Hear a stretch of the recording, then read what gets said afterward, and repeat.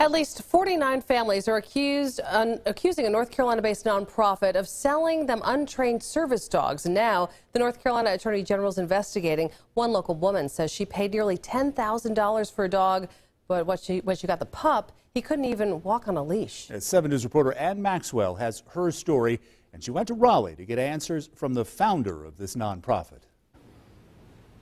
Rycon Service Dogs specialized in training dogs for children with autism. It abruptly shut down in November. 36 dogs were still in training. Now some families say they're saddled with just an expensive house pet and they want their money back. Anna Rudinger's 5-year-old son, Aculus, was diagnosed with autism in July. We were recommended that a service dog would really help him in school and stuff. Rudinger hoped a service dog would lead other children to interact with Aculus, giving him opportunities to socialize and learn facial cues. She also says she hoped a service dog could prevent him from running into traffic. She found a North Carolina-based nonprofit called Rycon that specialized in service dogs for autistic children. She drove up to the Raleigh area to check it out. Amazing experience. It was really wonderful, and decided it would be worth the effort and the $15,000, basically buying a new car. Rycon's founder, Mark Mathis, understands where Rudinger was coming from. He's been there before. The first dog he trained was for his own 5-year-old son who had been diagnosed with autism. If he'll but come out of his room and spend time with his family, to us, we're over the moon on that.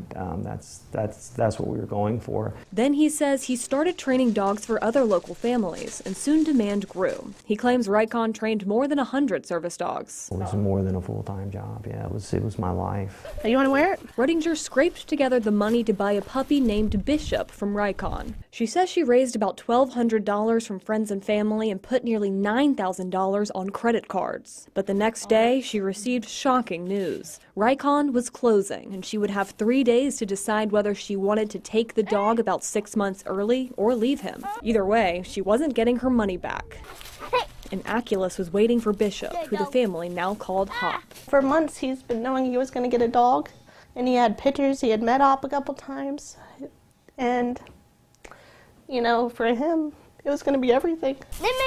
But the dog has been a disappointment to Rudinger. And like right now, he's more of a nuisance and a pain than any help at all. Mathis says about 36 dogs were in the program when Rycon closed. He says they wouldn't have been able to continue their training and that the nonprofit had become unsustainable. The expectations of clients, in some cases, we felt we weren't able to meet. Either we felt they were unrealistic or we just weren't able to meet those expectations. He says they decided to close within a week because they were out of options. I think ultimately our price point was such that it was attainable by families. It was meant to be on the lower end, and ultimately it was not enough to support the infrastructure and the resources we needed to continue to maintain the dogs. As bad as this was, it wasn't us trying to sell or scam or anything. It was trying to make something very special happen that unfortunately fell apart. After they closed the doors, complaints poured into the North Carolina Attorney General's office, who is now investigating Rycon. And the complaints were similar.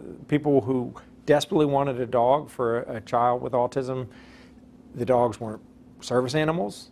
They weren't housebroken, and some of them actually even bit the children. Rudinger says she wants her money back. She's had to spend even more on the dog. It turned out that Hop had a urinary tract infection when he arrived, and so she has since paid hundreds in vet bills and thousands more for training, all in the hopes of getting the service dog who can truly serve her child. And I couldn't imagine getting rid of him. A heartbreak for my son, but I will do whatever is best for my son, and I think he needs a service dog. For his part, Mathis says he's sorry. They have every right to be heartbroken. I'm heartbroken as well, but it's not about me. I think Anna's a perfect example of a very deserving family, and I'm very, very disappointed this happened the way it did. Meanwhile, families like the Rudingers are out thousands of dollars and still don't have the trained service dogs they need. And to give all these false promises, I could have been on other waiting lists to get a dog from somewhere else, and now you start at square one. Mattis says he hopes to at least get some money back to Runninger and other disappointed customers, but he doesn't know when that would be. He has personally filed for bankruptcy in the wake of the closure, but Rycon has not. The Attorney General's office is encouraging anyone else with complaints about Rycon to bring them to his office. From 7 on Main, Ann Maxwell, 7 News. According to the South Carolina nonprofit Protection and Advocacy for People with Disabilities, service dogs are not required to have any special papers or equipment.